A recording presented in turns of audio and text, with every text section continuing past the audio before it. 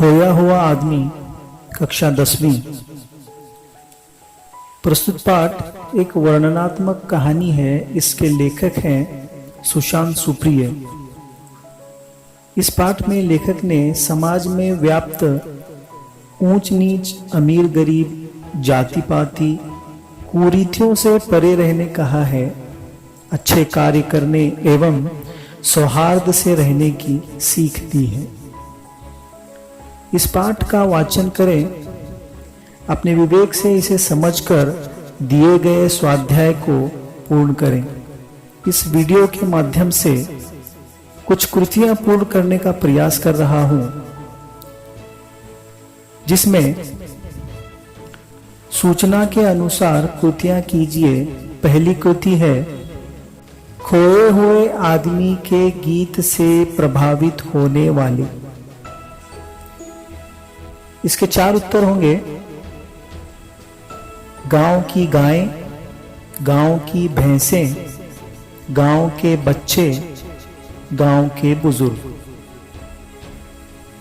ये सब खोए हुए आदमी के गीत से प्रभावित हुए हैं। प्रश्न दूसरा है, उत्तर लिखिए। खोए हुए आदमी के आने से गांव की बदली हुई स्थिति। अब खोए हुए आदमी के आने से गांव में जो स्थिति में बदल हुआ है वो यूं है, गांव वाले खूब मेहनत करने लगे, गांव का तालाब मछलियों से भर गया, गांव के पेड़ फलों से लद गए, खेतों में फसलें लहलहाने लगी। प्रश्न तीसरा, ऐसे प्रश्न तैयार कीजिए जिनके उत्तर निम्नलिखित शब्द हों, जैसे भविष्यवाणी, झमाझम बारिश, खुशहाली, गंधक। अब हम ऐसे प्रश्न बनाएंगे। पहला प्रश्न जिसका उत्तर होगा भविष्यवाणी। खोया हुआ आदमी प्राकृतिक आपदाओं के बारे में क्या करता था? क्या करता था? भविष्यवाणी करता था।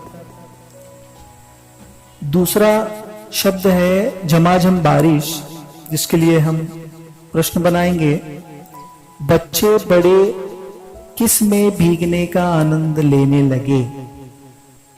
तो झमाझम बारिश में भीगने का आनंद लेने लगे। तीसरा शब्द है खुशहाली। खोए हुए आदमी की मदद गांव वालों के लिए क्या लाई? तो गांव वालों के लिए खुशहाली लेकर आई। चौथा शब्द है गंधक। प्रश्न यूं है, उस रात गांव में किसकी गंध फैल गई थी? तो उस रात गांव में गंधक की गंध जो है फैल गई थी। चौथी कृति इस प्रकार है, दिए गए निर्देश के अनुसार परिवर्तन कीजिए। यहाँ पर एक शब्द दिया गया है विद्वान।